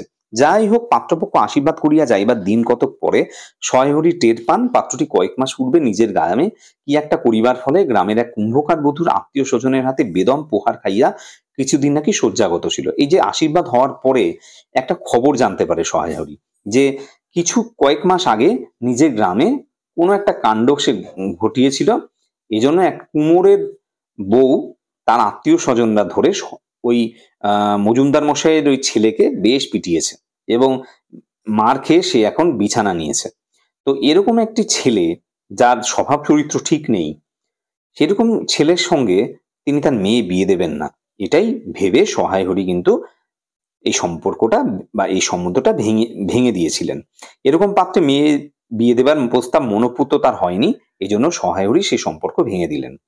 দিন 2 পরের কথা, সকালে উঠে সহায় হরি উঠানে বাতাবি লেবু গাছের ফাঁক দিয়া যেটুকু নিতান্ত কচি রাঙা রৌদ্র আসিয়াছিল তাহারই আতপে বসিয়া আপন মনে তামাক টানিতেছেন। বড় মেয়ে খেন্তি আসিয়া চুপি চুপি বলিল, বাবা যাবে না? মা ঘাটে গেল। 2 দিন পরে আরেক দিনের কথা গল্পে উল্লেখ করা হয়েছে। বাতাবি লেবু গাছের ফাঁক দিয়ে যেটুকু সূর্যের আলো আসছে তারই রৌদ্রে, আতপ মানে রৌদ্রে, সেখানে বসে তামাক টানছিলেন এবং সেই জায়গায় এসে তার বড় মেয়ে খেন্তি বাবাকে বলল কোনো একটি যাওয়ার কথা। সেটা তার বাবাও জানে এবং তার মা এখন অনুপস্থিত, বাড়িতে নেই, এটাই সুযোগ সেখানে যাওয়ার। সহায় হরি একবার বাড়ির পাশে ঘাটের পথের দিকে কি জানি কেন চাহিয়া দেখিলেন, পরে নিম্নস্বরে বলিলেন, যা শিগগির শাবলখানা নিয়ে আয় দেখি। কথা শেষ করিয়া তিনি উৎকণ্ঠার সহিত জোরে জোরে তামাক টানিতে লাগলেন এবং পুনরায় একবার কি জানি কেন খিড়কির দিকে সতর্ক দৃষ্টি নিক্ষেপ করিলেন, খিড়কির দরজার দিকে, যে তার স্ত্রী আসছে কিনা বা তার স্ত্রী গেছে কিনা। ইতিমধ্যে প্রকাণ্ড ভারী একটা লোহার শাবল 2 হাত দিয়া আঁকড়াইয়া ধরিয়া খেন্তি আসিয়া পড়িল। তৎপরে পিতাপুত্রীতে সন্তর্পণে সম্মুখে দরজা দিয়া বাহির হইয়া গেল। ইহাদের ভাব দেখিয়া মনে হইতেছিল ইহারা কাহারো ঘরে শীত দিবার উদ্দেশ্যে চলিয়াছে। যে তারা একটা বড় শাবল নিয়ে কোথায় যাচ্ছে দেখে মনে হচ্ছে যে কারো ঘরে শীত কাটতে যাচ্ছে। শীত কাটা প্রসঙ্গটা কি, একটা সময় গ্রামের বেশিরভাগ বাড়িগুলো মাটির হতো এবং ঘরের বাইরে থেকে মাটি কেটে গর্ত বানিয়ে ঘরের ভেতরে ঢুকে মানে চুরি করার যে প্রক্রিয়া সেটাকে শীত কাটা বলা হতো। এই প্রসঙ্গে শীত কাটার একটা ছবি আমি স্ক্রিনে দিয়ে দিচ্ছি, তোমরা সেখান থেকে দেখে নিতে পারো যে কি রকম ভাবে করা হতো আর কি। তাদের এই যে তারা যা করতে যাচ্ছে চুপি চুপি, সেটাকে দেখে মনে হচ্ছে যেন কারো বাড়িতে শীত কাটতে যাচ্ছে, কোনো চুরির অভিপ্রায় যাচ্ছে। অন্নপূর্ণা স্নান করিয়া সবে কাপড় ছাড়িয়া উনুন ধরাইবার জোগাড় করিতেছেন। মুখুজ্জে বাড়ির ছোট খুকি দুর্গা আসিয়া বলিল, খুড়িমা, মা বলে দিলে খুড়িমাকে গিয়ে বল মাছ হবে না, তুমি আমাদের নবান্নটা মেখে আর ইতুর ঘটগুলো বার করে দিয়ে আসবে। অন্নপূর্ণা যখন স্নান করে কাপড় ছেড়ে উনুন ধরানোর জন্য জোগাড় করছিলেন, মানে গল্পের আগের অংশে, সেই সময় মুখুজ্জে বাড়ির একটা ছোট্ট মেয়ে, তার নাম দুর্গা, সে এসে বলল যে কাকিমা, খুড়িমা মানে কাকিমা, মা বলল যে তোমাকে গিয়ে বলতে যে মা কোনো কারণে, তার শারীরিক কারণে পুজোর জিনিস ছুতে পারবে না, এজন্য তুমি আমাদের নবান্নটা মেখে দিয়ে আসবে। নবান্ন কি? মূলত অঘ্রাণ মাসের নতুন ধান ওঠার পরে যে উৎসব পালন করা হয় সেটাকে বলে নবান্ন, নব অন্ন। অঘ্রাণ মাসে এটা হয়। সেই সময় যে নতুন ধান ওঠে, সেই নতুন ধানের নানা জিনিস দিয়ে দেবতাকে উদ্দেশ্য করে দেবতাকে নিবেদন করা হয়। দেবতা, কাক ইত্যাদিকে নিবেদন করা হয়, কারণ মনে করা হয় কাকের বেশে পূর্বপুরুষরা আসে পরিবারে এবং তাদেরকে সেই জিনিসটা দেওয়া হয়। নবান্ন এটি কিন্তু প্রাচীন বাংলার একটি উৎসব। এখন আস্তে আস্তে এই জিনিসটা হারিয়ে গেছে। জীবনানন্দ দাশের কবিতায় এই নবান্নের কিন্তু উল্লেখ আছে। আবার আসিব ফিরে ধানসিঁড়িটির তীরে এই বাংলায়, হয়তো মানুষ নয়, হয়তো শঙ্খচিল শালিখের বেশে, হয়তো ভোরের কাক হয়ে এই কার্তিকের নবান্নের দেশে। তা এখানে এই যে ভোরের কাকের প্রসঙ্গ আছে, কাককে উৎসর্গ করা হয়, নবান্নের প্রসঙ্গ আছে। সেই নবান্ন কিন্তু একটি প্রাচীন বাংলার একটি উৎসব, আস্তে আস্তে কিন্তু হারিয়ে যাচ্ছে এই নবান্ন উৎসব। সেই নবান্নর এই সময় এবং কার্তিক মাসের শেষ দিক থেকে অঘ্রাণ মাসের প্রতি রবিবার একটি উৎসব পালন করা হয়, মূলত বাংলার মেয়েরা পালন করে। সেটি হলো ইতু উৎসব বা ইতুর একটা ব্রত। ইতু বা মিত্র, মূলত সূর্যকে উদ্দেশ্য করে বলা হয় ইতু। ইতুর ঘট পাড়তে মেয়েরা, সেই ইতুর উৎসবের কথাও এখানে কিন্তু বলা হয়েছে। প্রায় 1 মাস ধরে প্রতি রবিবার এই ইতুর ঘট পাতা হয়। সেই ইতুর ঘটগুলো বার করে দিয়ে আসার কথাও কিন্তু বলা আছে। মুখুজ্জে বাড়ি ও পাড়ায় যাইবার পথের বাঁ ধারে এক জায়গায় শেওড়া, বনভাট, রাংচিতা, বনচালতা গাছের ঘন বন শীতের সকালে এক প্রকার লতা পাতার ঘন গন্ধ বন হইতে বাহির হইতেছিল। একটা লেজঝোলা হলদে পাখি আমড়া গাছের এ ডাল হইতে ও ডালে যাইতেছে। মুখুজ্জে বাড়ি অন্য পাড়ায় যাইবার পথের বাদিকে শেওড়া, বনভাট, রাংচিতা, বনচালতা নানা ধরনের গাছের প্রসঙ্গ এসছে। লতা পাতার ঘন বন রয়েছে। একটা লেজঝোলা হলদে পাখি এই গাছ থেকে ও গাছে যাচ্ছে, আমড়া গাছ থেকে। দুর্গা আঙুল দিয়া দেখাইয়া বলিল, খুড়িমা খুড়িমা, ওই যে কেমন পাখিটা। পাখি দেখিতে গিয়া অন্নপূর্ণা কিন্তু আর একটা জিনিস লক্ষ্য করিলেন। ঘন বনটার মধ্যে কোথায় এতক্ষণ খুব খুব করিয়া আওয়াজ হইতেছিল। ঘন বনের মধ্যে কোথায় একটা খুব খুব আওয়াজ হচ্ছে, কোনো কিছু খোঁড়ার আওয়াজ। দুর্গার কথার পরে হঠাৎ সেটা বন্ধ হয়ে গেল। অন্নপূর্ণা সেখানে খানিকক্ষণ থমকিয়া দাঁড়াইলেন, পরে চলিতে আরম্ভ করলেন। তার খানিকক্ষণ যাইতে বনের মধ্যে আবার সে খুব খুব আওয়াজ হতে লাগলো। কাজ করিয়া ফিরিতে অন্নপূর্ণার কিছুটা দেরি হলো। বাড়ি ফিরিয়া দেখিলেন খেন্তি উঠানে রৌদ্রে বসিয়া তেলের বাটি সম্মুখে লইয়া খোপা খুলিতেছে। তিনি তীক্ষ্ণ দৃষ্টিতে মেয়ের দিকে চাহিয়া দেখিয়া বলিলেন, এখনো নাইতে যাসনি যে? কোথায় ছিলি এতক্ষণ? এখনো স্নান করতে গেলি না? কোথায় ছিলি এতক্ষণ? খেন্তি তাড়াতাড়ি উত্তর দিল, এই যে যাইমা, এক্ষুনি যাবো আর আসবো। খেন্তি স্নান করিতে যাইবার একটুখানি পরে সহায় হরি সোৎসাহে, মানে বেশ আনন্দ সহকারে উৎসাহের সঙ্গে 15-16 সের, অর্থাৎ বেশ বড় এক সের। সের একটা মাপার একটা একক।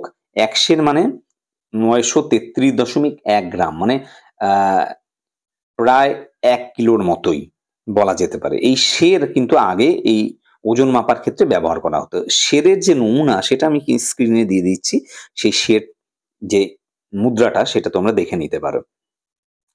তো বেশ কত 15-16 সের, মানে বেশ ভারী জিনিস, মানে 15-16 কেজির মতো একটা মেটে আলু ঘাড়ে করে নিয়ে এলো।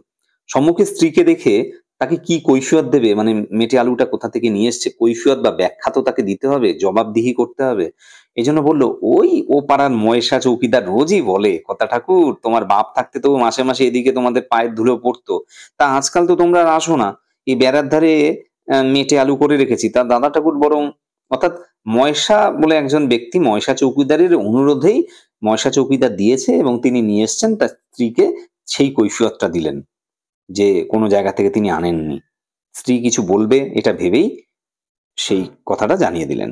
অন্নপূর্ণা স্থির দৃষ্টিতে স্বামীর দিকে চাইয়া বলিলেন, বরাজপোতার বনের মধ্যে বসে খানিক আগে কি করছিলে শুনি? অন্নপূর্ণা ধরতে পেরেছেন যে বরাজপোতার জঙ্গল থেকে যে জঙ্গলের আওয়াজ শুনতে পেয়েছিলেন মুখুজ্যেদের বাড়ি যাওয়ার পথে, সেখানেই তিনি ছিলেন, অর্থাৎ সহায়রী গিয়েই কর্মটি করেছেন, সেখান থেকে তিনি নিয়ে এসেছেন। সহায়রী অবাক হইয়া বললেন, আমি? না, আমি কখন? কখনো না, এই তো আমি। সহায়রীর ভাব দেখিয়া মনে হইতেছিল তিনি এইমাত্র আকাশ হইতে পড়িয়াছেন, যে তিনি কিছুই জানেন না। অন্নপূর্ণা আগের মতোই স্থির দৃষ্টিতে স্বামীর দিকে চাইয়া বলিলেন, চুরি তো করবেই, 3 কাল গিয়েছে, 1 কাল আছে। আমরা যে বৈদিক ধর্মের জানি যে মানুষের জীবনের 4টি পর্যায়, হুম, সেটি হলো ব্রহ্মচর্য, গার্হস্থ্য, বানপ্রস্থ এবং সন্ন্যাস। একই রকম ভাবে আমরা বলতে পারি যে শৈশব দশা, কৈশোর, তারপর যৌবন এবং শেষে গিয়ে বার্ধক্য। অর্থাৎ তার জীবনের 3টি ফেজ চলে গেছে, এখন বুড়ো হয়েছেন বা একদম অন্তিম পর্যায়ে চলে এসেছে। এখন গিয়েই এই ধরনের কাজ কেন সে করছে? 3 কাল গিয়ে 1 কালে এসছে, মিথ্যা কথাগুলো আর এখন বলো না। আমি সব জানি। মনে ভেবেছিলে আপদ ঘাটে গিয়েছে, আর কি। দুর্গার মা ডেকে পাঠিয়েছিল ও পাড়ায় যাচ্ছি। শুনলাম বরাজপোতার বনের মধ্যে কি সব খুব খুব শব্দ। তখন আমি বুঝতে পেরেছি, সাড়া পেয়ে শব্দ বন্ধ হয়ে গেল। যেই আবার খানিক দূর গেলাম আবার দেখি শব্দ। তোমার তো ইহকালও নেই, পরকালও নেই, চুরি করতে, ডাকাতি করতে, যা করতে ইচ্ছা হয় করো, কিন্তু মেয়েটাকে আবার এর মধ্যে নিয়ে গিয়ে ওর মাথা খাওয়া কিসের জন্য? অর্থাৎ তুমি না হয় গেলে, কিন্তু মেয়েটাকে কেন এর মধ্যে ডেকে নিয়ে আসছো? আমি ঘাটে গিয়েছিলাম, স্নান করতে গিয়েছিলাম, ভেবেছিলে আপদ আর নেই, চলে যাই। এরপরে আমি বাড়িতে এসে ওই মুখুজ্জে বাড়িতে যাব, এটা তো তুমি জানতে না। যাওয়ার পথেই আমি বুঝতে পেলাম, টের পেলাম, তোমার তো সমস্ত কিছুই আর নেই, ইহকাল পরকাল সবই গেছে। মেয়েটাকে কেন এর মধ্যে টেনে নিয়ে আসছো? এই ধরনের কাজ করাচ্ছ তাকে দিয়ে।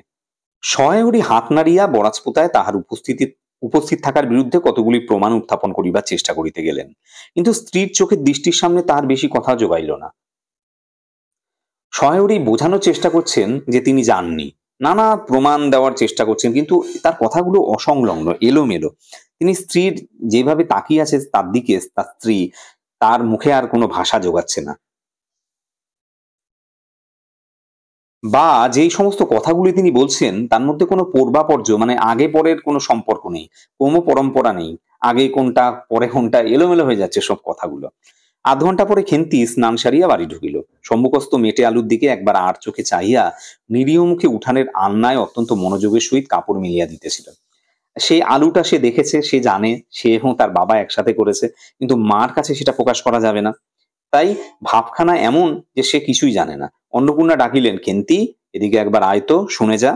মায়ের ডাক শুনিয়া খেন্তির মুখ শুকাইয়া গেল। সে বুঝতে পারছে বা ধারণা করতে পারছে মা কি জিজ্ঞেস করতে পারে।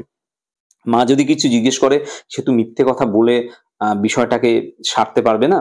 সে ইতস্তত করতে করতে, অর্থাৎ মার কাছে যাবে কি যাবে না এই ভাব দেখিয়ে মার কাছে এলো। মা জিজ্ঞেস করলেন, এই মেটে আলুটা দুজনে মিলে তুলে এনেছিস না? খেন্তি মার মুখের দিকে একটুখানি চাইয়া থাকিয়া একবার ভূপতিত, অর্থাৎ মাটিতে পড়ে থাকা মেটে আলুটার দিকে চাইল, পরে পুনরায় মার মুখের দিকে চাইল, এবং সঙ্গে সঙ্গে ক্ষিপ্র দৃষ্টিতে একবার বাড়ির সম্মুখস্থ বাঁশঝাড়ের মাথার দিকেও চাইয়া নিল। হঠাৎ ক্ষিপ্র দৃষ্টি মানে খুব তাড়াতাড়ি চোখ ফেলা, সেইভাবে বাঁশঝাড়ের দিকেও চাইল, অর্থাৎ তার মুখে কোনো কথা আসছে না, কি বলবে ভেবে উঠতে পারছে না, কথা ভাবছে। তার কপালে মার সামনে থেকে বিন্দু বিন্দু ঘাম দেখা দিল, কিন্তু মুখ দিয়ে কথা বের হলো না, সে ভয় পেয়ে গেছে। অন্নপূর্ণা কড়া সুরে বললেন, কথা বলছিস না যে বড়, এ মেটে আলু তুই এনেছিস কিনা? কিন্তু বিপন্ন চোখে মার মুখের দিকে চাহিয়াছিল, উত্তর দিল, হ্যাঁ। সে আর না বলতে পারল না। অন্নপূর্ণা তেলে বেগুনে জড়িয়ে উঠে বলিলেন, পাজি, আজ তোমার পিঠে আমি আস্ত কাঠের চেলা ভাঙবো, তবে ছাড়বো। বরাজপোতার বনে গিয়েছো মেটে আলু চুরি করতে?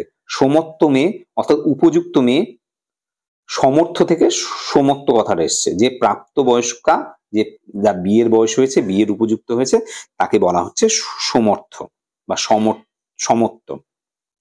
যে তোমার বিয়ে উপযুক্ত হয়ে গেছো, বিয়ের যোগ্যী হয়ে গেছে কোন কালে? সেই একগলা বিজন বন, বিজন মানে জনহীন, যেখানে লোক যায় না, যার মধ্যে দিন দুপুরে বাঘ লুকিয়ে থাকে, তার মধ্যে থেকে পরের আলু নিয়ে এলে তুলে পরের আলু, অর্থাৎ অন্যের বন, সেখান থেকে তুলে এনেছো। যাদের জঙ্গল বা এই বনটা, অর্থাৎ গোসাই যারা, যাদেরকে বলা হচ্ছে গোসাই, সেই গোসাইরা দিন চৌকিদার ডেকে তোমাকে ধরিয়ে দেবে তোমার কোন শ্বশুর এসে তোমায় বাঁচাতো। আমার জোটে খাবো না, খাবো না জোটে না খাবো, তা বলে পরের জিনিসে হাত, এ মেয়ে নিয়ে আমি কি করব মা। অর্থাৎ তিনি তার মায়ের উদ্দেশ্য করে, অর্থাৎ মা হয়তো মারা গেছে তাকে উদ্দেশ্য করেই বলতে লাগলেন এই মেয়েকে নিয়ে আমি কি করব। অন্যের জিনিস চুরি করে নিয়ে আসছে, তার বিবাহযোগ্য একটা মেয়ে এই ধরনের কাজ করা কি সাজে? তার স্বামীও হয়েছে এইরকম। দু তিন দিন পর একদিন বৈকালে ধুলামাটি মাখা হাতে খিন্তি মাকে আসিয়া বলিল, মা মা দেখবে এসো। অন্নপূর্ণা গিয়া দেখিলেন ভাঙা পাঁচিলের ধারে যে ছোট খোলা জমিতে কতগুলি পাথরকুচি এবং কণ্টিকারি জঙ্গল হইয়াছিল, খিন্তি ছোট বোনটিকে লইয়া সেখানে মহা উৎসাহে তরকারির আওলাদ করিবার আয়োজন করিতেছে এবং ভবিষ্য সম্ভাবী নানাবিধ কাল্পনিক ফলমূলের অগ্রদূত স্বরূপ বর্তমানে কেবল একটিমাত্র শীর্ণকায় পুঁইশাকের চারা কাপড়ের ফালির গ্রন্থিবদ্ধ হইয়া ফাঁসি হইয়া যাওয়া আসামির মতন ঊর্ধ্বমুখে একখণ্ড শুষ্ক কঞ্চির গায়ে ঝুলিয়া রহিয়াছে। ফলমূলাদির অবশিষ্টগুলি আপাতত তার বড় মেয়ের মস্তিষ্কের মধ্যে অবস্থিতি করিতেছে, দিনের আলোয় এখনো বাহির হয় নাই। অন্নপূর্ণা তার মেয়ে যেটাকে তাকে দেখানোর জন্য নিয়ে গেছে, দেখা যাচ্ছে যে পাঁচিলের ধারে একটা ছোট খোলা জমি আছে, ফাঁকা জমি আছে, সেখানে কিছু পাথরকুচি এবং কণ্টিকারি জঙ্গল হয়েছিল। পাথরকুচি এক ধরনের গাছ, বেশ মোটা হয় সে তার পাতাগুলো, পেটের রোগেও অনেক কাজে লাগে সে সমস্ত পাতাগুলো। এছাড়া কণ্টিকারি ধরে এক ধরনের গাছ আছে যার কাঁটাযুক্ত গাছ, সেই কণ্টিকারি বিভিন্ন জায়গায় আগাছার মতো বিভিন্ন জায়গায় হয়, তার ফলটা কিন্তু বিষাক্ত, কিন্তু বাকি যে পাতা বা অন্যান্য জিনিস থেকে কিন্তু ওষুধ তৈরি হয়। সেই কণ্টিকারির ছবি আমি স্ক্রিনে দিয়ে দিচ্ছি, তোমরা না দেখে থাকলে সেটা দেখতে পারো। পাথরকুচি গাছও আমি দিয়ে দিচ্ছি। তো সেই সমস্ত যে জঙ্গল যেখানে হয়েছিল সেখানে ছোট্ট বোনটাকে নিয়ে তরকারির আওলাদ মানে তরকারির একটা বাগান করার চেষ্টা করেছে, তরকারি গাছগুলো একটা বাগান করার চেষ্টা করেছে, সেটাই তাদের সম্পত্তি আর কি। এবং সেই বাগানে নানা ধরনের সেই গাছ লাগিয়েছে, ভবিষ্যতে নানা ধরনের ফলমূলের গাছ হবে, কিন্তু তার অগ্রদূত হিসাবে আরো অন্যান্য বীজ সে লাগিয়েছে, কিন্তু বর্তমানে একটা শীর্ণকায় একটা রোগা একটা পুঁইশাকের চারা হয়েছে সেই বাগানে। কাপড়ের ফালির গন্তিবদ্ধ হয়ে সেটাকে একটা কাপড়ের ফালি দিয়ে সেটাকে বেঁধেছে, যেন মনে হচ্ছে যেন ফাঁসি হয়ে যাওয়া আসামিকে যেন ফাঁসি দেওয়া হয়েছে, এইভাবে গাছটার ওই একটা ডাঁটাকে বাঁধা হয়েছে। সে ঊর্ধ্বমুখে মানে আকাশের দিকে সেই ডাঁটাটা রয়েছে, শুষ্ক কঞ্চির গায়ে যেন ঝুলে রয়েছে। ফলমূলের অবশিষ্টাংশ অর্থাৎ বাকি যে সমস্ত গাছগুলো ফলমূল গাছ যে সমস্ত বীজ সে লাগিয়েছে আপাতত সেগুলো আর বাইরে বেরোয়নি, কিন্তু ওই বড় মেয়ের অর্থাৎ খেন্তির মাথার মধ্যেই যেন অবস্থান করছে। খেন্তি যেন দেখতে পাচ্ছে যে ফলমূল গাছগুলো বের হবে, দিনের আলোয় সেগুলো এখনো বের হয়নি। অন্নপূর্ণা হেসে বললেন, দূর পাগলি, এখন পুঁই ডাঁটার চারা পোতে কখনো? এখন কি পুঁই গাছের চারা পোতে? এখন তো বড় হবে না, বর্ষাকালে পুঁততে হয়, এখন যে জল না পেয়ে মরে যাবে। খেন্তি বলল, কেন? আমি রোজ জল ঢালবো, প্রতিদিন আমি জল ঢালবো। অন্নপূর্ণা বললেন, দেখ হয়তো বেঁচে যেতেও পারে, আজকাল রাতে খুব শিশির হয়, খুব শীত পড়েছে। সকালে উঠে সহায়হরি দেখলেন তার দুই ছোট মেয়ে দোলাই গায়ে বাঁধিয়া রোদ উঠিবার প্রত্যাশায় উঠানের কাঁঠাল তলায় দাঁড়িয়ে আছে। পরের দিন সকালবেলা দেখলেন যে তার দুটো মেয়ে দোলাই মানে দুটো পার্ট আছে শীতের পোশাক, মানে একটা পার্ট তার উপরে আরেকটা পার্ট, অর্থাৎ বেশ মোটা শীতের পোশাক, সেইটা পরে কাঁঠাল তলায় দাঁড়িয়ে আছে। একখানা ভাঙা ঝুড়ি করিয়া খেন্তি শীতে কাঁপিতে কাঁপিতে মুখুজ্জে বাড়ি হইতে গোবর কুড়ে আনিল। সহায়হরি বলিলেন, হ্যাঁ মা খেন্তি, তা সকালে উঠে জামাটা গায়ে দিতে তোর কি হয়? দেখ দেখি এই শীত, অর্থাৎ কোনো মানে সেই অর্থে ভারী কোনো জামা টামা না পরেই মুখুজ্জে বাড়ি থেকে গোবর নিয়ে এসছে। এরকম ঠান্ডার মধ্যে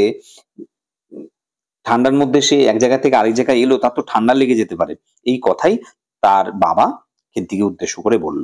আচ্ছা দিচ্ছি বাবা, ওই শীত, তেমন তো ঠান্ডা লাগছে না। হ্যাঁ দে মা, এক্ষুনি দে, অসুখ বিসুখ 5 রকম হতে পারে, বুঝলি নে। সহায়হরি বাহির হইয়া গেলেন। ভাবিতে ভাবিতে গেলেন, তিনি কি অনেকদিন মেয়ের মুখে ভালো করিয়া চাহেন নাই? খেন্তির মুখ এমন সুশ্রী হইয়া উঠিয়াছে, মেয়েকে ভালো করে তো দেখেননি, মেয়ে বিবাহযোগ্যা হয়েছে, বাবা তার দায়িত্ব হয়তো পালন করেননি, সেটাই মনে করতে লাগলেন সহায়হরি, যে এতদিন ভালো করে মেয়ের দিকে তাকানিনি। জামার ইতিহাস নিম্নলিখিত রূপ। অর্থাৎ এই যে খেন্তির গায়ে সেই অর্থে শীতের জামা নেই, তার একটা ইতিহাস আছে। বহু বৎসর অতীত হইলেও হরিপুরের রাসের মেলা হইতে সহায় হরি কালো সার্জের 2.5 টাকা মূল্যে জামাটি ক্রয় করিয়া আনেন।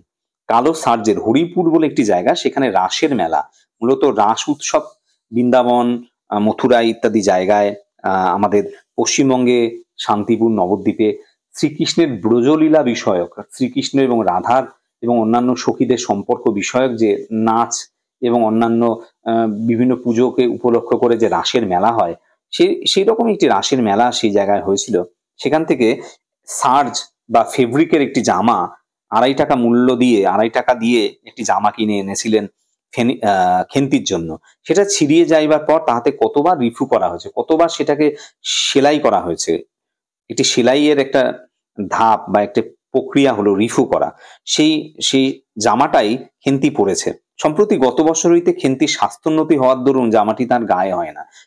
খেন্তি কিছুটা মোটা হয়েছে বা তার শরীর স্বাস্থ্য একটু ভালো হয়েছে, বয়স হয়েছে, বড় হয়েছে সে, এজন্য সেই জামাটা এখন আর হয় না। সংসারের এসব খোঁজ সহায়রি রাখতেন না। জামার বর্তমান অবস্থা অন্নপূর্ণার জানা ছিল না। কিন্তু নিজস্ব ভাঙা টিনের তোরঙ্গের মধ্যে থাকিত, কিন্তু সেই জামাটা আর বার করতো না। কিন্তু নিজের একটা ভাঙা টিনের তোরঙ্গ বা ট্রাঙ্ক ছিল, তার ভেতরেই সেটা থাকতো। পৌষ সংক্রান্তি, পৌষ মাসের শেষ দিন, সেটাকে সংক্রান্তি বলা হয়েছে। সেই সময় সেই সময় মকর সংক্রান্তিও বলা হয়, এবং সেই সময় গঙ্গাসাগরের মেলা হয়, এবং পৌষ সংক্রান্তি উপলক্ষে বিভিন্ন জায়গায় মেলা হয়, এবং পিঠে পুলির উৎসব হয়। পিঠে খাওয়ার একটা দিন সেটা। সন্ধ্যাবেলা অন্নপূর্ণা একটা কাশিতে, মানে কাঁসার বেশ উঁচু কাঁধওয়ালা যে থালা, সেটাকে কাশি বলা হয়েছে, সেখানে চালের গুঁড়ো, ময়দা এবং গুড় দিয়ে চটকাচ্ছিলেন। একটা ছোট বাটিতে 1 বাটি তেল নিয়েছেন। খেন্তি কুড়ুনির নিচে, অর্থাৎ যেই জিনিসটা দিয়ে নারকেল কোড়ানো হয় সেটাকে কুড়ুনি বলা হয়, তার নিচে কলার পাতা পেরে 1 থালা নারকেল কুড়োচ্ছে। অন্নপূর্ণা প্রথমে খেন্তির সাহায্য লইতে স্বীকৃত হন নাই, অর্থাৎ খেন্তিকে দিয়ে নারকেল কোড়াবেন সেটা তিনি একদমই ভাবেননি বা রাজি ছিলেন না। কারণ সে যেখানে সেখানে বনে বাদারে ঘুরে বেড়ায়, তার কাপড় চোপড় স্বাস্থ্যসম্মত সূচি নয়, সে এখানে সেখানে বনে বাদারে ঘুরে বেড়ায়, জামা কাপড়ও পরিষ্কার পরিচ্ছন্ন নয়। সেই রকম জিনিস দিয়ে এরকম পিঠে বানাবে, এবং সেই সমস্ত পিঠে আবার ঠাকুরকে উৎসর্গ করা হয়। তো খেন্তিকে দিয়ে এই জন্য নারকেল কুড়োতে তিনি রাজি ছিলেন না। অবশেষে খেন্তি নিতান্ত ধরিয়া পড়ায়, অর্থাৎ খেন্তি নাছোড়বান্দা হয়, মাকে বলে যে সে নারকেল কুড়োবে। হাত পা ধুইয়ে শুকনো কাপড় পরিয়ে, ভালো পরিষ্কার কাপড় পরিয়ে তারপরে এই কাজে তাকে নিয়োগ করেছেন। ময়দার গোলা মাখা শেষ হলে অন্নপূর্ণা উনুনে খোলা চাপাইতে যাইতেছেন। ছোট মেয়ে রাধি হঠাৎ ডান হাতখানা পাতিয়া বলিল, মা ওই একটু। ময়দার গোলা যখন মাখা শেষ হলো, তখন উনুনে খোলা চাপাবে, অর্থাৎ যে পিঠে বানানো হবে যে জিনিসটা, সেটাকে খোলা বলা হয়েছে। এবং তখন ছোট মেয়ে রাধি মার কাছে ডান হাতটা পেতে বলল, মা আমাকে একটু গোলা দাও না। অর্থাৎ কতটা নিরন্ন দরিদ্র পরিবারের তারা, ওই সামান্য গোলা তাদের কত আনন্দের বিষয়, সেটা সে খেতে চাইছে।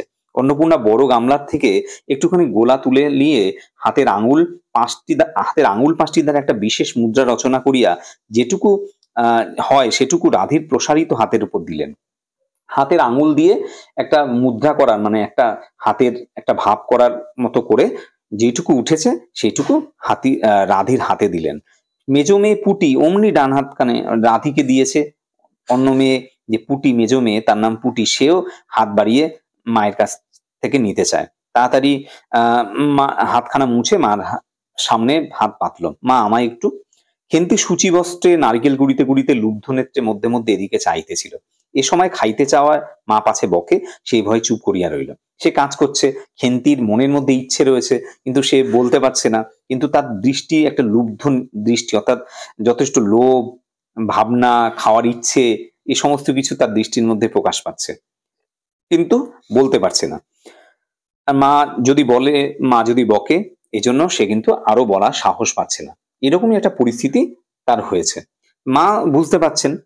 অন্নপূর্ণা বললেন, দেখি নিয়ে আয় খেন্তি ওই নারকেল মালাটা, ওতে তোর জন্য একটু রাখি। খেন্তি ক্ষিপ্র হস্তে নারকেলের উপরের মালাখানা যাতে ফুটো নাই সেখানে সরাইয়া দিল। অন্নপূর্ণা তাহাতে একটু বেশি করিয়া গোলা ঢালিয়া দিলেন। খেন্তির মনের ভাব বুঝতে পেরে একটি নারকেল মালা, অর্থাৎ নারকেলের যে খুঁড়ি, যেগুলো নারকেল কোড়ানোর পরে যেটা রয়েছে, যেটার মধ্যে ফুটো নেই, সেটা দিল যাতে গড়িয়ে না পড়ে ফুটো দিয়ে, এবং তার মধ্যে একটু গোলা তার মা রেখে দিল তার জন্য। মেজো মেয়ে পুটি বলল, জ্যাঠাইমারা অনেকদিন দুধ নিয়েছে, রাঙা দিদি ক্ষীর তৈরি করেছিল, ওদের অনেক রকম হবে। মেজো মেয়ে পুটি বলল যে তারা তো সামান্য আয়োজনে এই পিঠে বানাচ্ছে, কিন্তু তার যে জ্যাঠাইমা অনেক দুধ নিয়েছে, এবং রাঙা দিদি এই দুধ জাল দিয়ে ক্ষীর বানাবে। দুধ জাল দিয়ে মানে 3 ভাগ দুধ যদি জাল দিয়ে যখন 1 ভাগ হয় তখন ক্ষীর তৈরি হয়। তো ক্ষীর তৈরি করবে এবং ক্ষীর দিয়েই পিঠে টিঠে বানাবে। ওদের অনেক রকম পিঠে হবে। এই যে এই কথার মধ্যে একটা কিছুটা লোভও প্রকাশ পাচ্ছে, এবং তাদের পিঠের থেকে তাদের পিঠে যে বেশ ভালো হবে এই ভাবনাটাও প্রকাশ পাচ্ছে। খেন্তি মুখ তুলিয়া বলিল, ওবেলা আবার হবে নাকি? ওরা তো ওবেলা ব্রাহ্মণ নেমন্তন্ন করেছিল, সুরেশ কাকাকে আর ওপাড়ার তিনুর বাবাকে। ওবেলা তো পায়েস, ঝোলপুলি, মুগতক্তি এইসব হয়েছে। তো ওই বেলাও হয়তো হবে কোনো পিঠে টিঠে। একবেলা হয়েছে, আর আরেক বেলা তারা ব্রাহ্মণদের নেমন্তন্ন করেছে, ঝোল পুলি, পুলি পিঠে, এছাড়া মুগতক্তি, মুগ ডাল দিয়ে বানানো চারকোনা এক ধরনের পিঠে, এই ধরনের মিষ্টি বা পিঠে এরকম জিনিসও হয়তো হবে। পুটি জিজ্ঞাসা করিল, হ্যাঁ মা, ক্ষীর নইলে নাকি পাটিসাপটা হয় না? ক্ষীর দিয়ে নাকি ভালো পাটিসাপটা হয়, ক্ষীর ছাড়া নাকি পাটিসাপটা হয় না? পাটিসাপটা এক ধরনের পিঠে। খেদি বলল, ক্ষীরের পুর না হলে কি আর পাটিসাপটা হয়? আমি বললাম, কেন? আমার মা তো শুধু নারকেলের ছাই দিয়েই করে, ছাড় দিয়েই করে। সে তো কেমন ভালো লাগে, নারকেল দিয়েই তো আমাদের পাটিসাপটা হয়, ভালোই তো লাগে। অন্নপূর্ণা বেগুনের বোটায় একটুখানি তেল লইয়া খোলায় মাখাতে মাখাতে প্রশ্নের সদুত্তর খুঁজতে লাগলেন। বেগুনের বোটায় তেল দিয়ে খোলার মধ্যে মাখাতে লাগলেন, যাতে পিঠেটা আটকে না যায়। এই কাজ করতে করতে কিছু একটা উত্তর দিতে যাবেন, কিন্তু তারই হয়ে যেন খেন্তি এগিয়ে গিয়ে ওই যে খেদি বলে একজন কিছু বলেছে, খেদি হয়তো সেই পরিবারেরই কেউ। খেদির ওইসব কথা, খেদির মা তো ভারী পিঠে করে কিনা, ক্ষীরের পুর দিয়ে ঘিয়ে ভাজলেই কি সব পিঠে হলো। সেদিন জামাই এলে ওদের বাড়ি দেখতে গেলাম কিনা, তাই খুড়িমা দুখানা পাটিসাপটা খেতে দিলে। ও মা, কেমন একটা ধরা ধরা গন্ধ! পিঠেতে কখনো কোনো গন্ধ পাওয়া যায়? পাটিসাপটা ক্ষীর দিলে ছাই খেতে হয়। অর্থাৎ তার মায়ের পিঠে যে যথেষ্ট ভালো উপাদেয়, আর ওদের পিঠে যে একদমই খারাপ, এটা প্রতিপন্ন করার চেষ্টা করলো। অর্থাৎ কিছুটা মনকে সান্ত্বনা দেওয়া, এবং ওদের পিঠে সে খেয়ে দেখেছে, ওদের বাড়িতে জামাই আসার পরে দুটো পাটিসাপটা তাকে দিয়েছিল, তার মধ্যে একটা ধরা ধরা বা লেগে যাওয়া, মানে আগুনে লেগে যাওয়ার যে একটা পুড়ে যাওয়ার একটা গন্ধ, সেটা সে পেয়েছে। এবং আহ পিঠে বানানোর যে দক্ষতা দরকার, তার মা যথেষ্ট ভালো পিঠে বানাতে পারে, সেটা সাপোর্ট করে সে বলতে লাগলো। বেপরোয়া ভাবে উপরোক্ত উক্তি শেষ করে খেন্তি মার চোখের দিকে চাইয়া জিজ্ঞাসা করিল, মা, নারকেলের কোড়া একটু নেব? অন্নপূর্ণা বললেন, নে, কিন্তু এখানে বসে খাস নে, মুখ থেকে পড়বে না কি হবে, যা ওইদিকে যা। কিন্তু নারকেলের মালায় এক থাবা তুলিয়া লইয়া একটু দূরে গিয়া খাইতে লাগিল। মুখ যদি মনের দর্পণ স্বরূপ হয়, তবে খেন্তির মুখ দেখিয়া সন্দেহের কোনো কারণ থাকিতে পারিত না যে সে অত্যন্ত মানসিক তৃপ্তি অনুভব করেছে। মুখ দেখে মানুষের মনের ভাব বোঝা যায়। খেন্তির মুখ দেখেও বোঝা যাচ্ছে যে সে কতটা আত্মতৃপ্ত। অর্থাৎ এই যে গোলা খেয়ে, এই যে নারকেলের গোড়া খেয়ে সে যথেষ্ট আনন্দিত। ঘণ্টাখানেক পরে অন্নপূর্ণা বলিলেন, ওরে, তোরা সব এক এক টুকরো পাতা পেতে বসতো দেখি, গরম গরম দি। খেন্তি, জল দেওয়া ভাত আছে ও বেলার, বার করে নিয়ে আয়। অর্থাৎ সবাইকে বলল যে তাদেরকে পিঠে দেবে, কিন্তু খেন্তিকে বলল জল দেওয়া ভাত আছে, সেটা বার করে নিয়ে আসতে।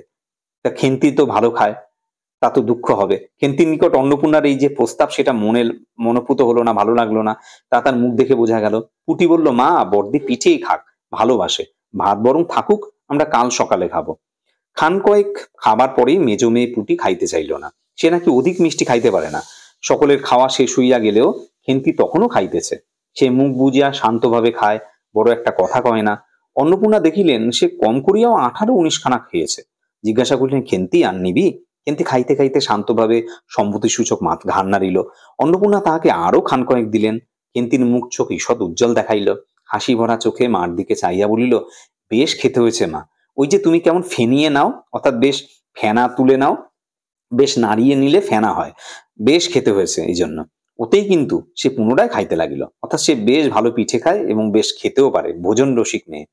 অন্নপূর্ণা হাতা খুন্তি চুলি তুলিতে তুলিতে সস্নেহে তার এই শান্ত নিরীহ একটু অধিক মাত্রায় ভোজনপটু মেয়েটির দিকে চাহিয়া রইলেন। মনে মনে ভাবিলেন, খেন্তি আমার যার ঘরে যাবে তাদের অনেক সুখ দেবে। এমন ভালো মানুষ, কাজকর্মে বকো, মারো, গাল দাও, একটু টু শব্দ মুখে নেই। উঁচু কথা বলতে কেউ কখনো শোনেনি। এরপরে বৈশাখ মাসের প্রথমে সহায়রীর এক দূর সম্পর্কীয় আত্মীয়ের ঘটকালিতে খেন্তির বিবাহ হইয়া গেল। এরপরে বৈশাখ মাসের শুরুতে সহায়রী এক দূর সম্পর্কের আত্মীয়ের ঘটকালিতে, অর্থাৎ তিনি এই বিয়ের আয়োজন করেছেন, অর্থাৎ পাত্রপক্ষ পাত্রীপক্ষ দুজনের মিলিয়ে দিয়েছেন। যিনি করেন তাকে বলে ঘটক, এবং এই প্রক্রিয়াটাকে বলে ঘটকালি। আধুনিক সময়ে নানা ধরনের ম্যাট্রিমোনিয়াল সাইট আছে, যেমন শাদী.com ইত্যাদি, তারাও কিন্তু এই ঘটকালির কাজ করে থাকে। যাই হোক, খেন্তির বিয়ে হয়ে গেল। দ্বিতীয় পক্ষে বিয়ে করা হয়েছে, অর্থাৎ যার সাথে বিয়ে হয়েছে তার আগে একটা স্ত্রী ছিল, স্ত্রী হয়তো মারা গেছে বা কিছু হয়েছে, এই জন্য আবার নতুন বিয়ে করছে, আরেকবার বিয়ে করছে। তার বয়স যথেষ্ট বেশি, 40-এর খুব বেশি কোনো মতেই হবে না, যদিও 40 বছর যথেষ্ট বেশি, তার মেয়ের ডবলেরও বেশি। তবুও প্রথমে এখানে অন্নপূর্ণা আদৌ ইচ্ছুক ছিলেন না, কিন্তু পাত্রটি সঙ্গতিপন্ন, শহর অঞ্চলে বাড়ি, সিলেট চুন ও ইটের ব্যবসায় 2 পয়সা নাকি করেছে, এরকম পাত্র হঠাৎ মেলাও বড় দুর্ঘটনা কিনা, দুর্ঘট কিনা। অর্থাৎ অন্নপূর্ণা প্রথমে রাজি ছিলেন না যে এরকম বয়স্ক একটা ছেলের সাথে বিয়ে দেবেন, কিন্তু তাদের অবস্থা বেশ ভালো, তাদের ব্যবসা আছে, সিলেট চুন এবং ইটের ব্যবসা, এই জন্য রাজি না থাকলেও এরকম পাত্র হঠাৎ পাওয়া যাবে না দেখে এরকম পাত্রে বিয়ে দিলেন। জামাইয়ের বয়স একটু বেশি, প্রথমে অন্নপূর্ণা জামাইয়ের সামনে যেতে কিছুটা সংকোচ করছিলেন, দ্বিধা করছিলেন যাবেন কি যাবেন না। পরে পাছে খেন্তির মনে কষ্ট হয়, এই জন্য বরণের সময় তিনি খেন্তির সুপুষ্ট হাতখানি ধরে জামাইয়ের হাতে তুলে দিলেন। চোখের জলে তার গলা বন্ধ হইয়া আসিল, কিছু বলতে পারলেন না। বাড়ির বাহির হইয়া আমলকি তলায় বেহারারা সুবিধা করিয়া লইবার জন্য বরের পালকি একবার নামাইল। অন্নপূর্ণা চাহিয়া দেখিলেন বেড়ার ধারের নীল রঙের মেদি ফুলের গুচ্ছগুলি যেখানে নত হইয়া আছে, কিন্তু কম দামের বালুচরের রাঙা চেলির আঁচলখানা পালকির বাহির হইয়া সেখানে লুটাইতেছে। তার এই অত্যন্ত অগোছালো, নিতান্ত নিরীহ এবং অধিক মাত্রায় ভোজনপটু মেয়েটিকে পরের ঘরে অপরিচিত মহলে পাঠাইতে তার বুক উদ্বেল হইয়া উঠিয়াছিল। খেন্তিকে কি অপরে ঠিক বুঝিবে? যখন খেন্তিকে নিয়ে যাওয়া হচ্ছে, অর্থাৎ বিয়ের পরে যখন পালকি করে যাওয়া হচ্ছে, তখন বেহারারা, অর্থাৎ যারা পালকি বহন করছে, তারা তাদের সুবিধার জন্য পালকিটাকে কিছুক্ষণের জন্য নামিয়েছিল আমলকি গাছের নিচে। অন্নপূর্ণা তখন চেয়ে দেখলেন যে মেদি ফুল বলে যে গাছ রয়েছে, তার গুচ্ছগুলো, ফুলের গুচ্ছগুলো যেখানে নত হয়ে আছে, সেখানে খেন্তির যে বালুচর শাড়ি পরেছে, মূলত বালুচুরি শাড়ি, মুর্শিদাবাদের বালুচর বলে একটি জায়গা, সেখান থেকে এই শাড়িটির উৎপত্তি, যে শাড়িটিকে বলা হয় বালুচরি।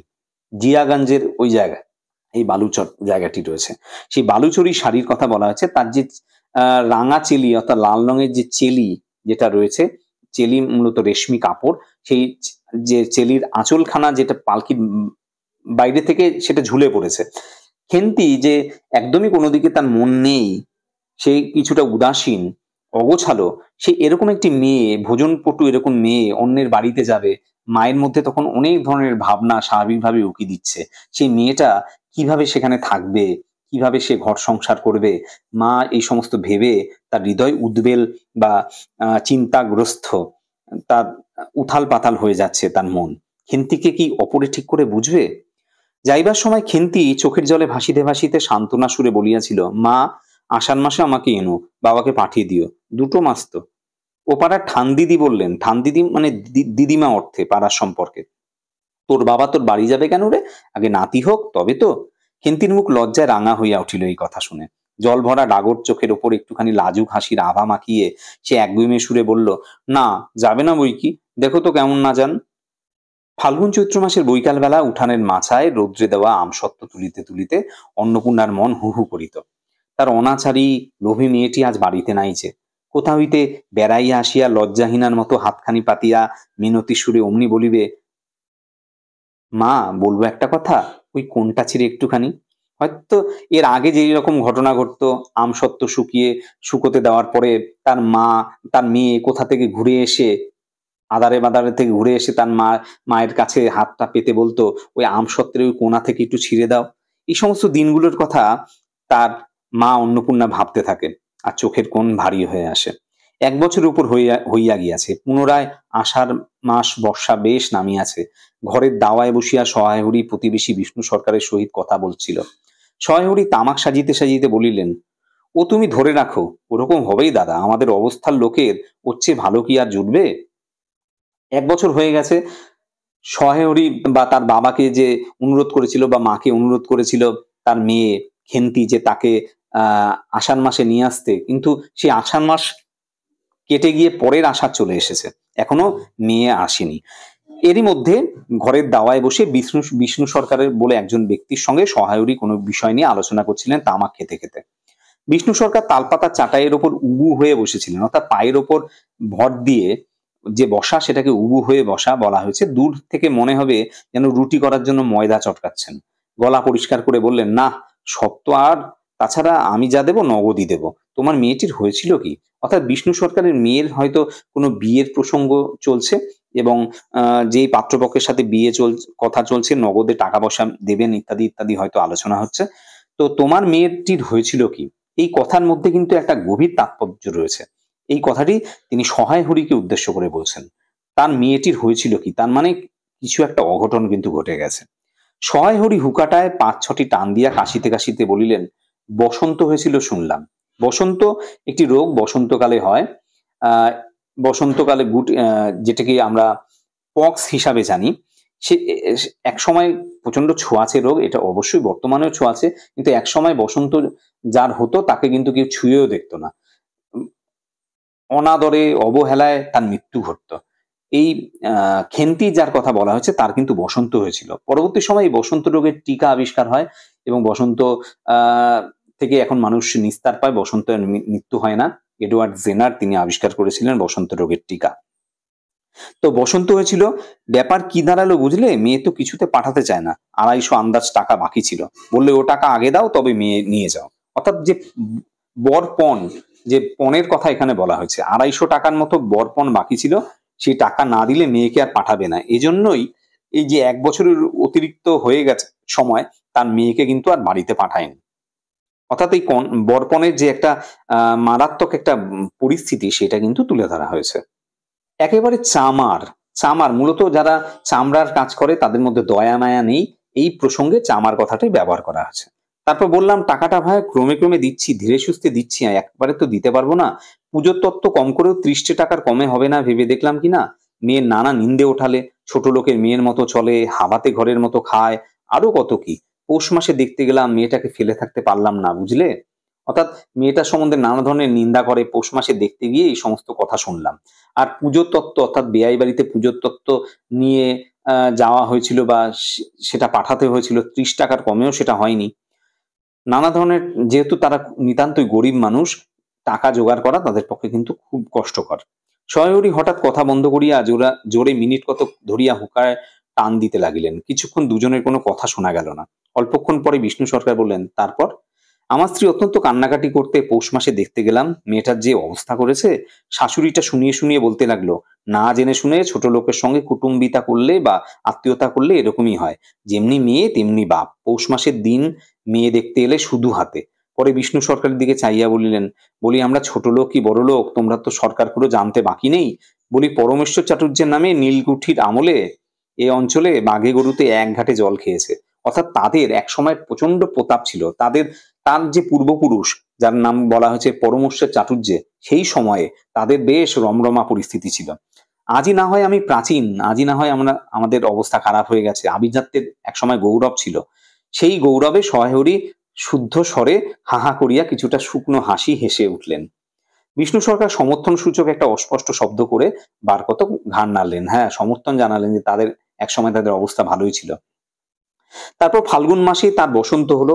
এমন চামার, বসন্ত গায়ে বেরুতেই টালায় আমার এক দূর সম্পর্কের বোন আছে, একবার কালীঘাটে পুজো দিতে এসে তার খোঁজ পেয়েছিল, তারই ওখানে ফেলে রেখে গেল। যে বসন্ত বের হলো, তার শরীরে লক্ষণ প্রকাশ পেল, তাকে আর বাড়িতে রাখেনি। টালা বলে কলকাতার একটি জায়গা, যেখানে একটি বেশ জলের ট্যাঙ্ক আছে। সমস্ত কলকাতায় জল সরবরাহ করতে পারবে। আজকের থেকে প্রায় ১০০ বছর আগে সেই ট্যাঙ্কটা তৈরি হয়েছে, জলের ট্রাঙ্ক। এটা কিন্তু খুব একটা বিখ্যাত একটি টালা ট্রাঙ্ক। সেই টালা বলে জায়গায় তার দূরসম্পর্কের বোন আছে, সেখানে দিয়ে এসছে। কালীঘাট সতীপীঠের অন্যতম একটি জায়গা কালীঘাট, সেখানে পুজো দিতে এসছে। ওরা জানতে পেরেছিল যে তাদের এক দূরসম্পর্কের একটি আত্মীয় আছে, সেখানে তাকে দিয়ে এসছে। আমাদের তো কোনো খবরই দেয়নি। তো তুমি কি দেখতে পেয়েছিলে? দেখতে পাওনি? না, এমনি চামার, গহনাগুলো অসুখ অবস্থাতে গা থেকে খুলে নিয়ে তবে টালায় পাঠিয়ে দিয়েছে। যাক, তা চল যাওয়া যাক, বেলা গেল। চার কি ঠিক করলে? পিঁপড়ের টোপে মুড়ির চার তো সুবিধে হবে না। এই সমস্ত কথা বলতে বলতে বলল যে চলো, আর অনেক বেলা হয়ে গেল। আর এই যে মাছ ধরা, এর আগে বলেছিল অন্নপূর্ণা যে মাছ ধরে আর রস জোগাড় করে তার দিন যায়, সেই প্রসঙ্গেই বলা হচ্ছে চার কি ঠিক হলো, অর্থাৎ মাছ ধরার জন্য যে টোপ দেওয়া হবে সেটা কি দেওয়া হবে? পিঁপড়ের টোপে মুড়ির চার তো সুবিধা হবে না, পিঁপড়ের টোপ আর মুড়ির চার এগুলো কি সুবিধা হবে মাছ ধরতে? তারপর কয়েক মাস কাটিয়ে গিয়াছে, আজ আবার পৌষ পার্বণের দিন। এবার পৌষ মাসের শেষাশেষি এত শীত পড়িয়াছে যে এরূপ শীত তাহারা কখনো জ্ঞানে দেখে নাই। সন্ধ্যার সময় রান্নাঘরের মধ্যে বসিয়া অন্নপূর্ণা সরু চাকলি পিঠের জন্য চালের গুড়ার গোলা তৈয়ার করিতেছেন। পুটি ও রাধি উনুনের পাশে বসিয়া আগুন পোহাইতেছে। রাধি বলিতেছে, আর একটু জল দিতে হবে মা, অত ঘন করে ফেললে কেন? সরু চাকলি এক ধরনের পিঠে, বিউলির ডাল, চাল বাটা ইত্যাদি দিয়ে, চালের গুঁড়ো দিয়ে এই পিঠে তৈরি করা হয়।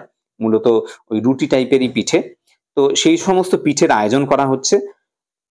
পুটি বলল, আচ্ছা মা, ওতে একটু নুন দিলে হয় না? ও মা, দেখো মা, রাধির দোলাই কোথায় ঝুলছে, এক্ষুনি ধরে উঠবে। রাধির দোলাই, যে শীতের পোশাক, সেটা রয়েছে একদম আগুনের পাশে, যে কোনো সময় আগুন লেগে যেতে পারে।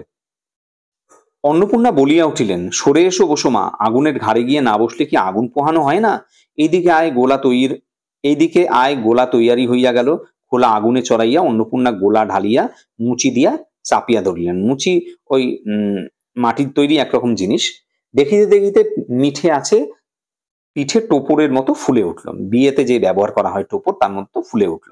পুটি বলিল, মা দাও, প্রথম পিঠেখানা কানাচে সারা ষষ্ঠীকে ফেলে দিয়ে আসি। কানাচে মানে বাড়ির এক কোণে, ছাউনির দিকে এক কোণে সারা ষষ্ঠী মানে মূলত শেওড়া গাছ, সেখানে দেবী ষষ্ঠীর আরাধনা করা হয়। ষষ্ঠী হলো আহ এক লৌকিক দেবী, মূলত আহ বাচ্চাদের এবং বাচ্চাদের কল্যাণে এই দেবীর পুজো করা হয়। তার বাহন হলো